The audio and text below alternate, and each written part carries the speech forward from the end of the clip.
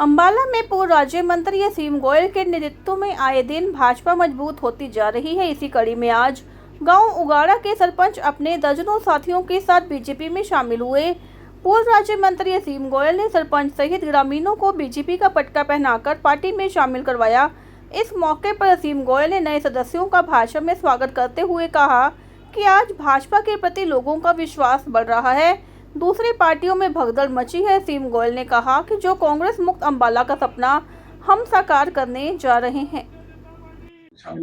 जी, आज उगाड़ा गांव के सरपंच ने अपनी पूरी टीम के साथ भारतीय जनता पार्टी के परिवार को ज्वाइन करा है और आप देख रहे हैं कि हमारे ऊपर दूसरी पार्टियों में भगदड़ मची और हमारे ऊपर लगातार प्रेशर है कि भारतीय जनता पार्टी में उनको लगातार शामिल कराया जाए। लेकिन हम उन लोगों को जो चुनाव के समय पार्टी को छोड़ के जिन्होंने जाने का काम किया, विश्वासघात किया, उनके अलावा जो लोग बिल्कुल सच्चे मन से जुड़ना चाहते हैं, बिना किसी स्वार्थ के पार्टी के परिवार को बड़ा करना चाहते हैं और जो लगातार हमारे विरोध में रहे, ऐसे लोगों को हम जो है अपनी टीम में शामिल कर रहे हैं ताकि जो कांग्रेस मुक्त एक भारत का सपना केंद्र के स्तर पे और कांग्रेस मुक्त हरियाणा का सपना स्टेट के स्तर पे और कांग्रेस मुक्त अंबाला का सपना ये अंबाला के स्तर पे जो हमने सोचा है, इसके अंदर एक आज मैं कहता हूँ कि एक आहुति आज उसी यज्ञ में और डली है और भारतीय जनता पार्टी का परिवार बढ़ा।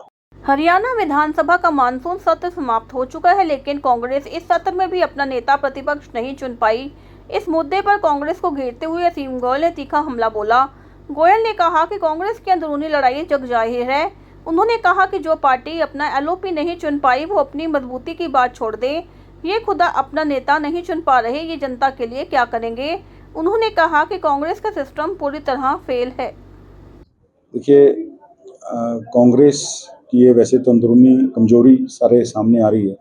कांग्रेस कितनी भी एकजुटता की कोशिश कर ले ऊपर से, लेकिन ये बड़ा स्पष्ट संदेश है कि कांग्रेस हाईकमान भारी दबाव में है और वो अपना जो पार्टी अपना एलओपी ना चुन पाए, 4 सेशन बिना एलओपी के हुए हैं, तो आप उस पार्टी की मजबूती की बात जो लगातार ये सब इनके नेता सड़कों के ऊपर जा जाके यात्राएं कर रहे हैं, उन यात्राओं का कोई मायना नहीं रहता जब आप अपने अंदरूनी स्तर के संगठन के ऊपर भी अपना एलओपी नहीं चुन सकते। तो जनता के ऊपर विश्वास कितना आप जताओगे कि इस कल को सरकार आती है तो आप किस तरह उस सरकार को हैंडल करोगे जब आप अपने चुने हुए नुमाइंदों के अंदर से एक नेता नहीं चुन पा रहे।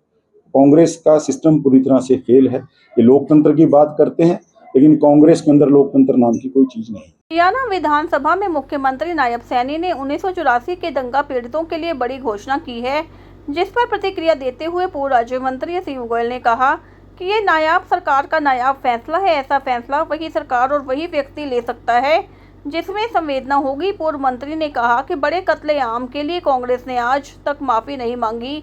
उन्होंने कहा कि उस दंगे में जिन्होंने अपनों को खोया उन्हें वापस तो नहीं लाया जा सकता, लेकिन सरकार ने मरहम लगाने का काम जरूर किया है।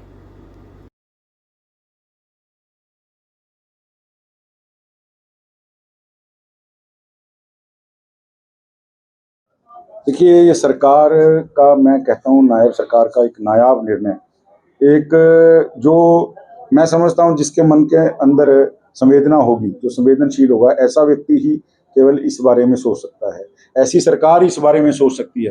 भारतीय जनता पार्टी की जो सरकारें हैं वो जनता के बीच में रह के जनता के मन के हिसाब से निर्णय करने का, और जिस प्रकार से एक इतना बड़ा कत्लेआम हुआ, मैं तो बड़ा क्लियर कह रहा हूँ, और जिसके लिए कांग्रेस ने आज तक माफी नहीं मांगी।